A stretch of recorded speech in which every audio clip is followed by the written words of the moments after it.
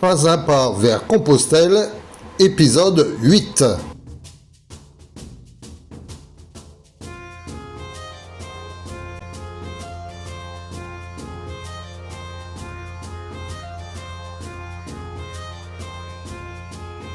Étape 27, Ayegui, Ermitage del Poyo. 30,9 km, dénivelé positif 573 mètres, négatif 497 mètres. Voilà, c'est reparti sur les chemins de Navarre. Nous étions sur un super spot. Et à moins de 2 km de notre En bivouac, 1991, la fontaine de Bodega Irache a été installée le long d'un des murs longeant le chemin de Saint-Jacques. Au XIIe siècle, déjà, si l'on en croit le Codex Calicinus, la région était réputée pour son bon vin et son bon pain. Pèlerins, si vous voulez arriver à Compostelle avec force et vigueur, de ce grand vin, buvez une gorgée et trinquez au bonheur. 9h du matin,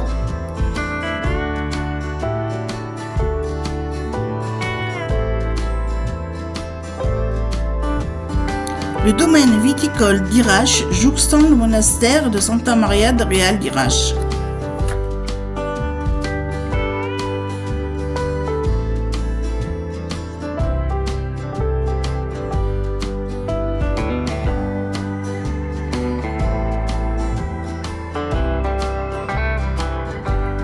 bon, il faut reprendre le chemin. Direction Asqueta, puis Villamayor de Montjardine.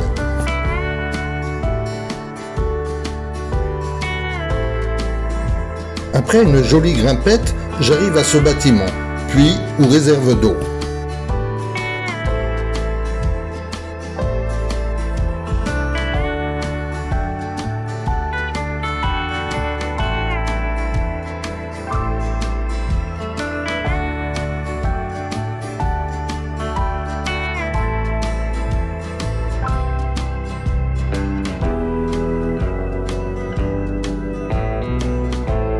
L'église romane de Santa Maria de los Arcos. Retable gothique du XVe siècle.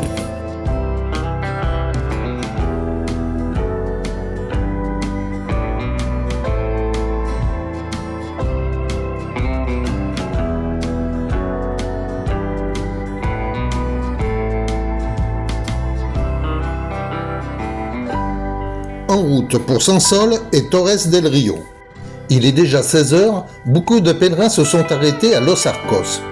Restent 2 pèlerines devant moi et une interminable ligne droite dans les champs. Dans la vie des animaux, voici les fourmis pèlerines. Rigolez pas, mais se mettre à genoux après 8 heures de marche pour prendre une photo, il faut vraiment être un peu maso. Et le bivouac de ce soir, c'est là-haut.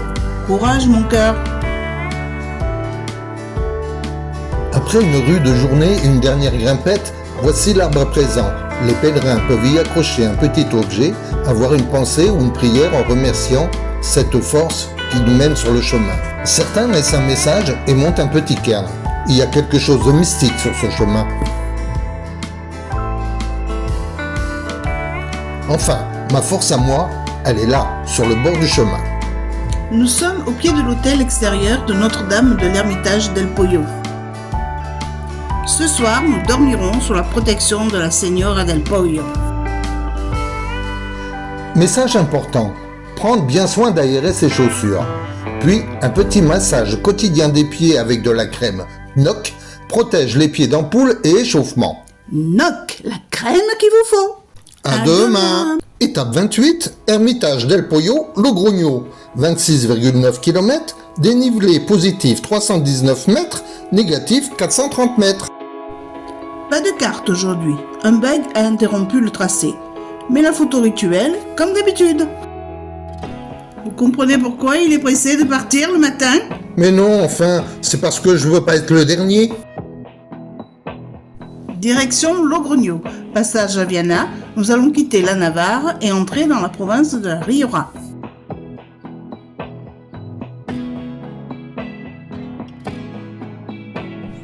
Des magnifiques paysages vallonnés et aussi pas mal de pèlerins aujourd'hui.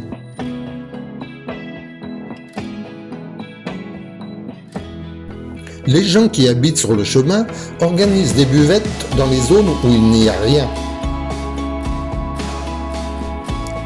Il y a le même dans le Talagar à Salon-Provence. Viana à l'horizon. Viana est une place forte développée par les rois de Navarre. Cette ville, située sur un relief dominant, fait d'elle un point stratégique de surveillance. L'église possède, quant à elle, un impressionnant retable. Et oui, encore un.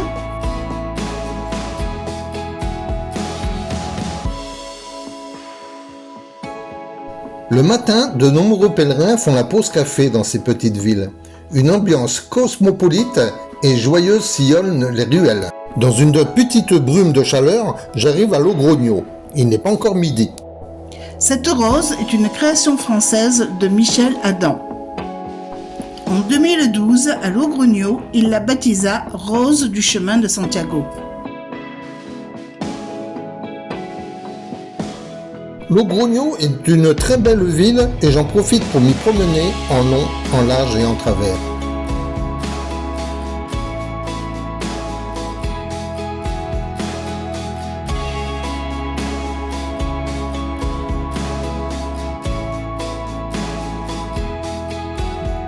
Préparation des fêtes de la Saint-Barnabé qui commémore la victoire de 1521 face aux troupes françaises.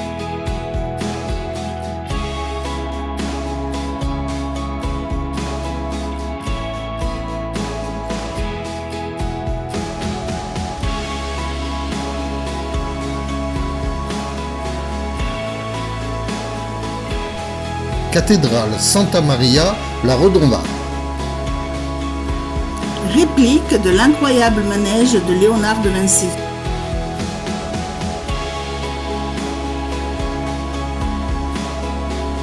Allez, tu n'es pas encore arrivé au bivouac, encore un petit effort. Et l'ancienne route devient le chemin. Aujourd'hui, une fois n'étant pas coutume, j'ai un peu de mal à trouver le bivouac. Heureusement, le téléphone fonctionne bien. Et, après quelques allers-retours, je retrouve Daniel. Le soleil tape. Il fait très chaud. Un grand parking désert, nous sommes tranquilles. À demain. Épisode 29. Logrogno-Nájera, 25,6 km, dénivelé positif 384 mètres, négatif 330 mètres. Aujourd'hui, l'étape est tranquille. Je décide de prendre une variante du chemin par le village de Ventosa pour ajouter un peu de relief et éviter de longer une route à forte circulation. Photo rituelle du départ. Hé, attends-moi, attends-moi! Elle m'abandonne. Quelques explications s'imposent. Bien sûr, nous choisissons au bivouac sans connaître les lieux, leurs caractéristiques et leur fréquentation. Cette nuit, sur le parking où nous étions, une vie nocturne s'est installée. Défilé de voitures avec leurs phares, évidemment. Bref, un lieu de rencontre pour garçons. Donc, après cette nuit quelque peu perturbée, nous décidons de plier bagages et de partir dès les premières lueurs du jour. Et non, Daniel ne m'a pas abandonné. Simplement, je voulais m'assurer de son départ en toute sécurité. Quant à moi, j'ai repris mon chemin vers d'autres horizons, l'esprit tranquille.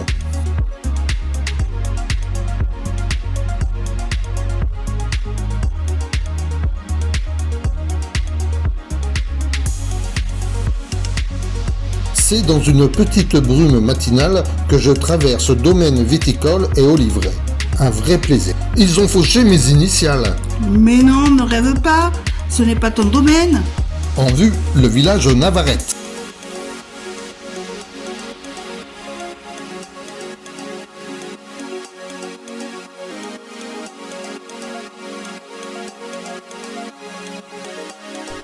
C'est incroyablement beau.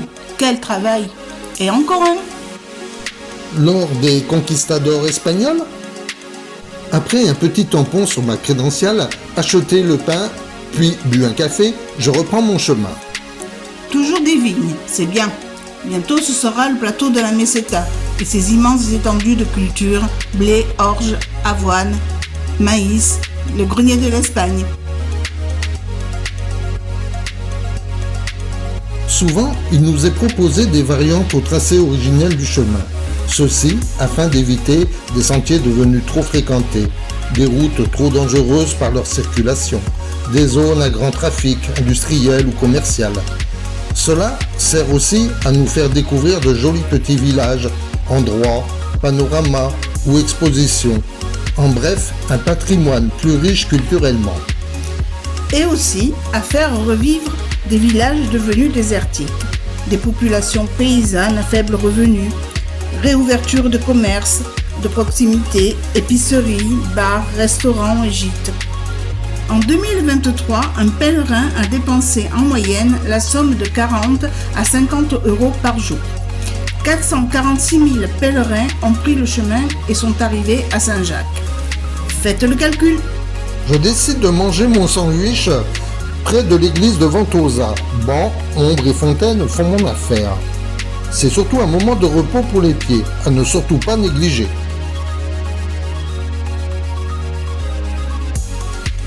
La minute, la vie des animaux. Une voie romaine me sert maintenant de chemin.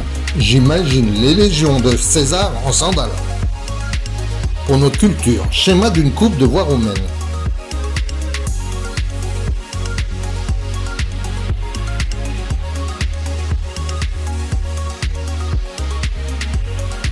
Et c'est ainsi que doucement mon légionnaire arrive à Nájera. Le bivouac se fera devant les arènes. Il était mince, il était beau, il sentait bon le sable chaud, mon légionnaire.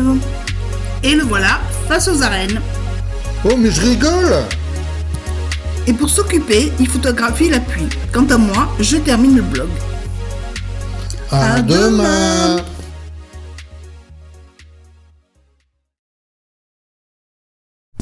Étape 30. Nájera Santo Domingo de la Calzada. 27,5 km, dénivelé positif 387 mètres, négatif 248 mètres. Coucou les amis, petit crochet ce soir pour rejoindre le bivouac. Car ce soir, c'est camping. Voilà, de bonheur et de bonne humeur. Nájera est une ville d'origine préhistorique. Falaises et grottes troglodytes. El Río de Najerilla.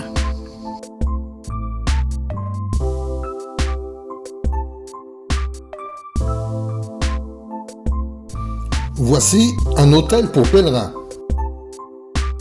Le monastère de Santa Maria la Real de Nájera.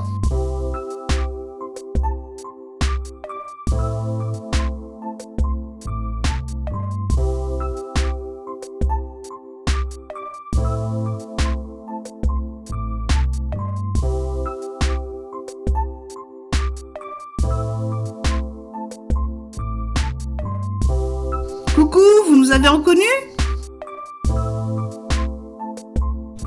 Belle ambiance matinale.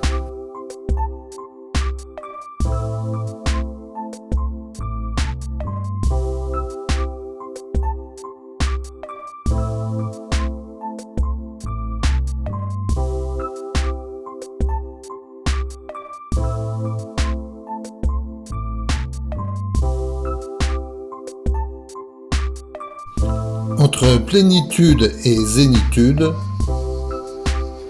chacun trace son chemin. Dans la vie des animaux, Radji, le chien randonneur, il a même sa coquille.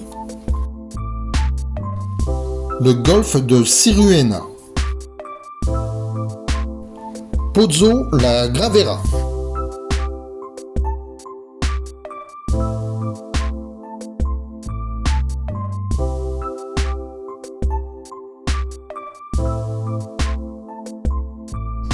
La cathédrale de Santo Domingo de la Calzada.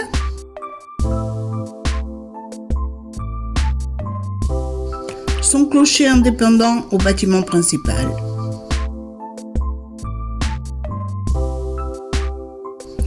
Et sans oublier bien sûr un magnifique rétable. Et merde, entrée encore payante. Ils exagèrent, je trouve. Et je ne suis pas un pèlerin fortuné. Enfin, après quelques kilomètres en montée un peu pénible, chaleur, zone industrielle, route à forte circulation, je rejoins ma chérie au camping.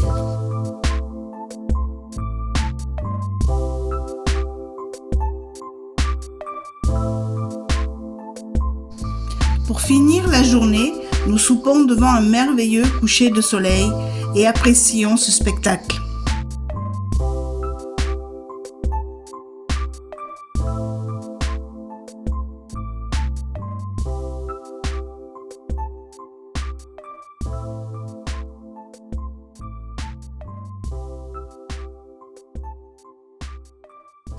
À demain.